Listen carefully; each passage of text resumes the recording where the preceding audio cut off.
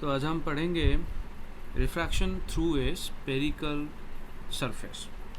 तो इसका एक केस हम आज डिस्कस करते हैं। केस ए। तो light travelling from medium of refractive index mu1, that is rarer medium or n1, to that of refractive index n2। तो ये देखिए, ये रिफ्रैक्टिव इंडेक्स n1 है, या रेयर मीडियम है,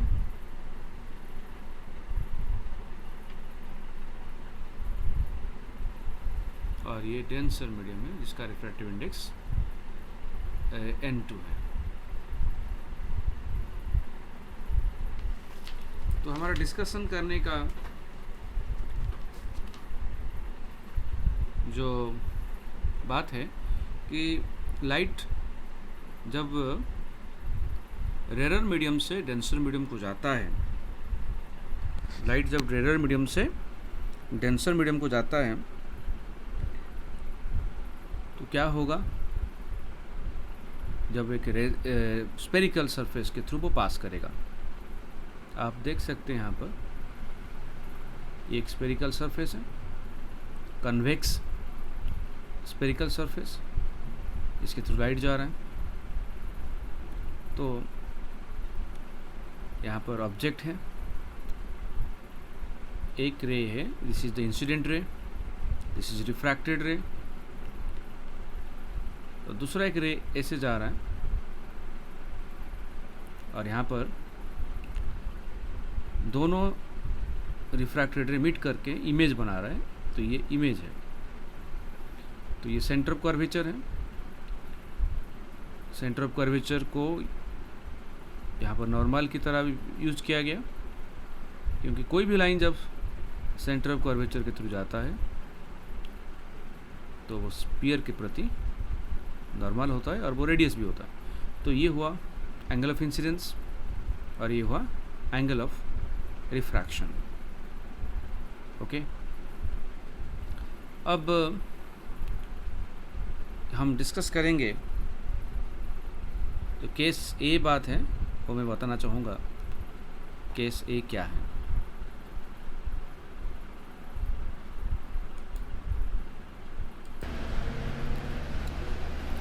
तो देखिए, कंसिडर कीजिए कि रे ऑफ लाइट एक जा रहा है और वो इस प्रकार पास कर रहा है through a spherical surface, and after refraction it bends toward the normal and meet at the principal axis here. This is image formed here. तो क्या रिलेशन बनेगा V U R and refractive index n1 and n2 के बीच में, वो हम पढ़ेंगे। तो देखिए, हमारा यहाँ पर जब लाइट रेयर मीडियम से जब डेंसर मीडियम जाता है तो हम यूज करेंगे स्नेल्स लॉ। तो using Snell's law,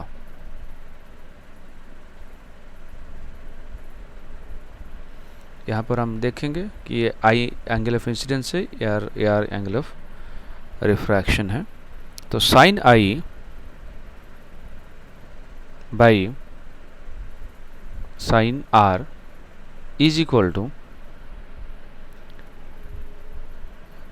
refractive index of medium 2 divided by refractive index of medium 1। तो क्योंकि रिफ्रैक्शन यहाँ पर मीडियम 2 में हो रहा है, आप इसको n2 ले सकते हैं या μ2 ले सकते हैं, कोई बात नहीं। तो sine I by sine r is equal to μ2 by μ1।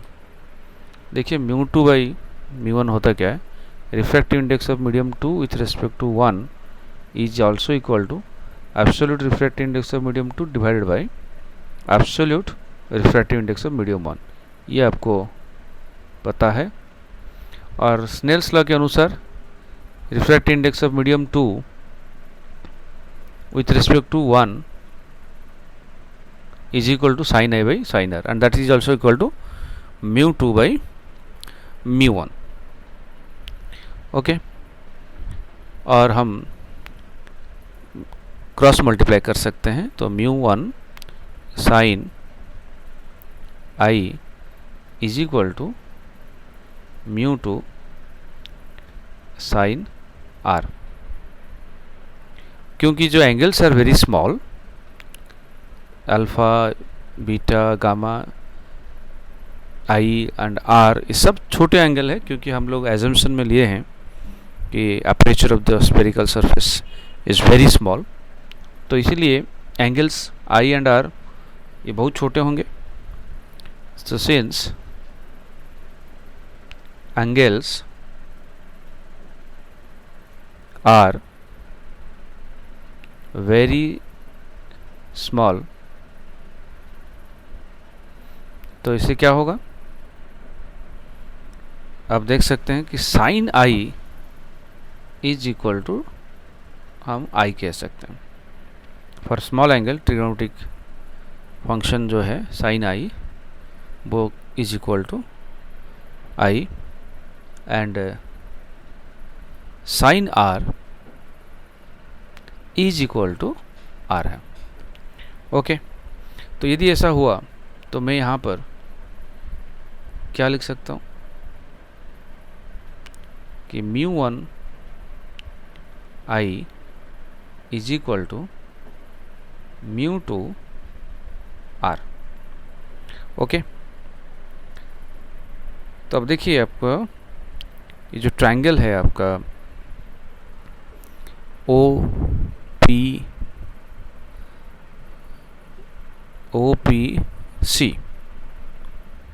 C triangle में आई क्या है, I is the exterior angle. तो इन ट्रायंगल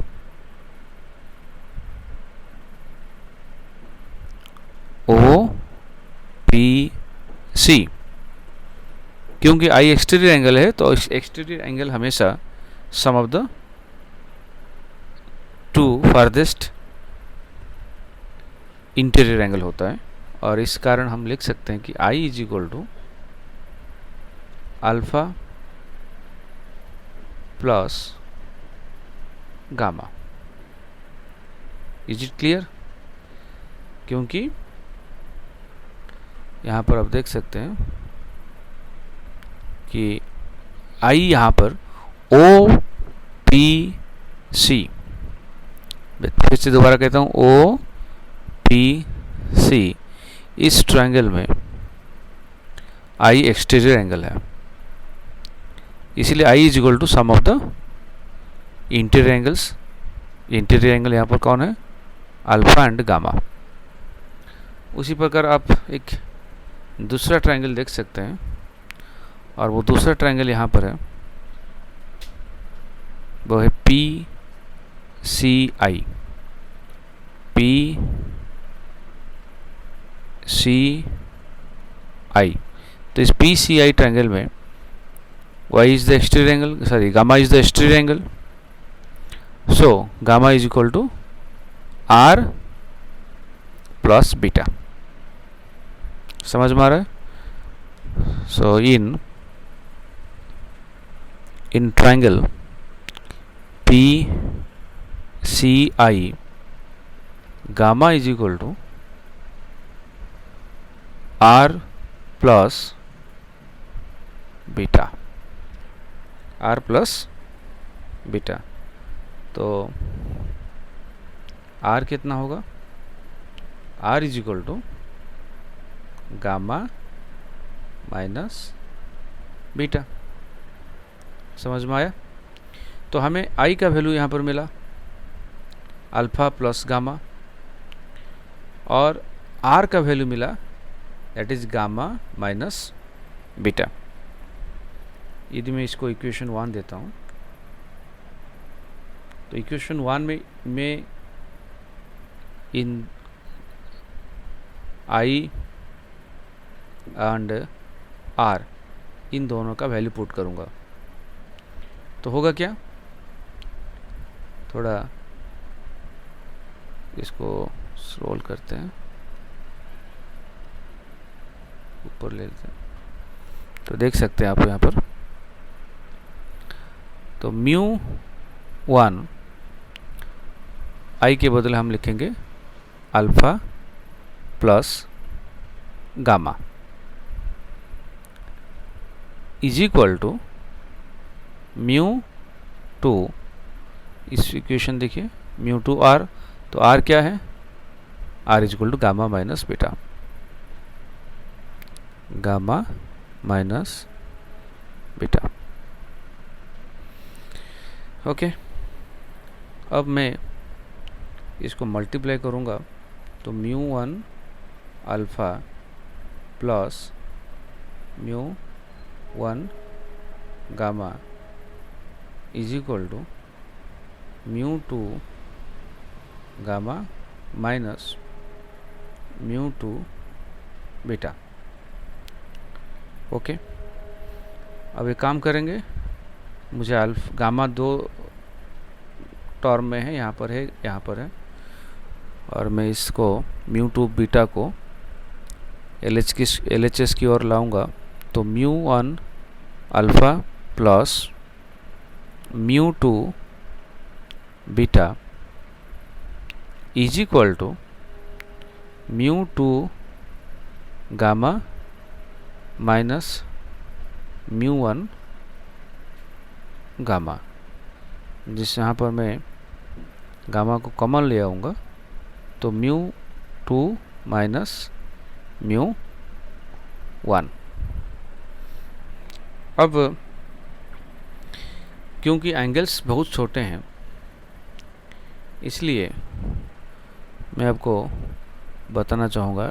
अब देखिए एक बार फिर से, अल्फ़ा, बीटा और गामा, ये तीनों भी छोटे एंगल है, इसीलिए मैं यहाँ पर टैन अल्फ़ा यदि लूँगा, tan alpha triangle O P M में tan alpha is equal to P M by O M.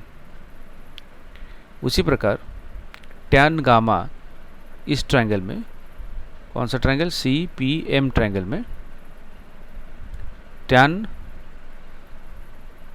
Gamma is equal to P M by M C. उसी प्रकार अब देखेंगे, यदि पी एम आई ट्रायंगल की बात कर रहा हूँ मैं, यहाँ पर देखिए tan beta is equal to P M by M I, समझ में आ रहा है? तो मैं यहाँ पर इसको लिख देता हूँ, since angles are small, so tan alpha is equal to Pm by OM, tan beta is equal to Pm by mi,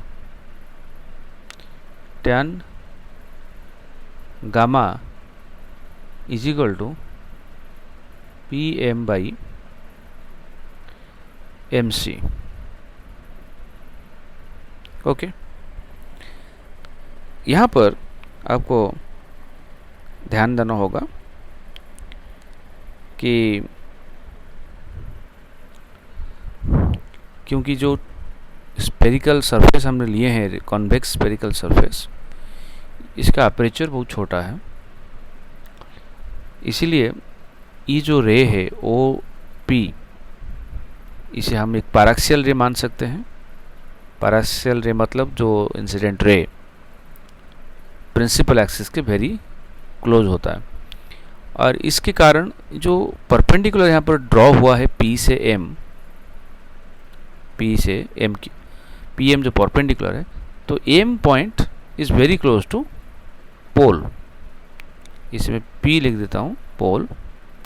तो P एंड M इस इतने क्लोज हैं कि यदि मैं कहूँगा OM तो इसका मतलब OP के बराबर ही होगा।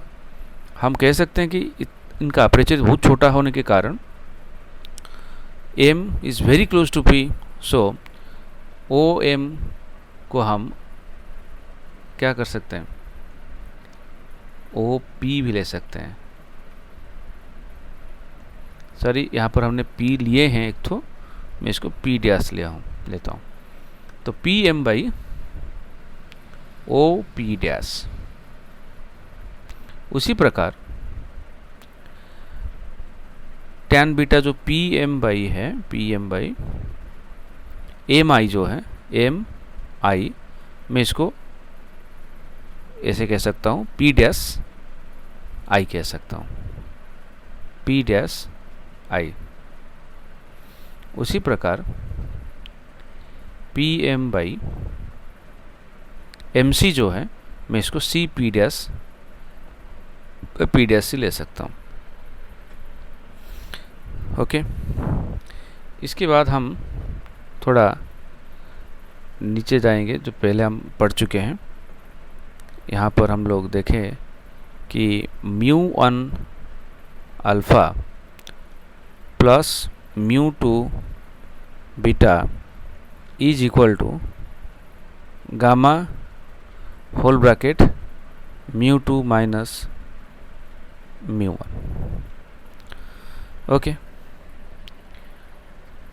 तो अब हमें समझ में आ चुका है कि अल्फ़ा, बीटा और गामा ये तीनों बहुत छोटे एंगल हैं। तो मैं μ1 अल्फ़ा के बदले tan अल्फ़ा लिख सकता हूँ, μ2 बीटा के बदले tan बीटा लिख सकता हूँ, गामा के बदले tan गामा लिख सकता हूँ। तो μ2 माइनस μ1। अब आपको यहाँ पर tan अल्फ़ा का वैल्यू जो है वो पता चल चुका है। This is PM by OP dash. आप देखेंगे OP dash is equal to U है। तो यहाँ पर जो U है वो साइन कन्वेंशन के कारण माइनस U होगा। तो tan अल्फ़ा क्या हुआ ना, PM by minus U। tan beta PM by P dash I. P dash I तो वो आपका V होगा, यहाँ पर है, इसको हम V कह सकते हैं। अब tan गामा की बात करेंगे, PM by CP dash. CP dash देखिए आप, CP डैश, तो ये आपका रेडियस ऑफ कर्वेचर है जो कि पॉजिटिव होगा, क्योंकि ये दोनों V एंड R हमारा राइट साइड में है। इंसिडेंट रे के डायरेक्शन में कोई भी मेजर होता है तो वो पॉजिटिव होता है, साइन कन्वेंशन हम पढ़े। तो अब जो इन तीनों को हम यहाँ पर पुट करेंगे, यहाँ पर अल्फ़ा, बीटा और gamma, tan alpha, tan beta, tan gamma, इस यहाँ पर उसको पुट करेंगे। तो देखिए, तो μ1 tan अल्फ़ा के बदले हम PM by minus U put करेंगे, प्लस μ2 tan बीटा के बदले PM बाई V पुट करेंगे, tan गामा के बदले PM बाई आपका R पुट करेंगे। तो μ2 माइनस μ1 जो है वो रह गया। अब देखिए, दोनों LHS और RHS में PM कॉमन आ सकता है।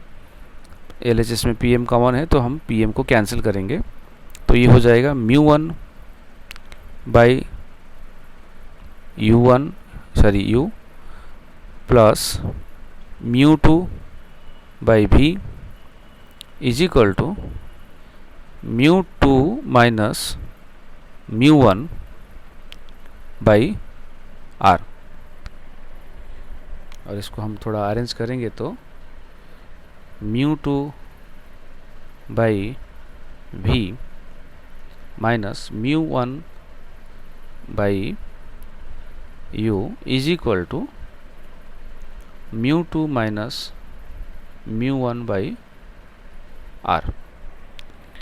तो ये आपका रिक्वायर्ड एक्सप्रेशन है। और स्पेरिकल सरफेस में जब रिफ्रैक्शन होता है तो उसके लिए ये फॉर्मूला यूज होता है। ओके, अब हम एक दूसरा केस डिस्कस करेंगे जिसमें refraction at a convex surface होगा, जिसमें एक वर्चुअल इमेज होगा। आप यहाँ पर जो इमेज देखे थे वो रियल इमेज था। तो वर्चुअल इमेज के लिए कैसे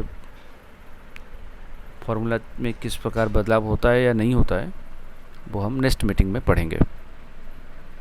सो थैंक यू।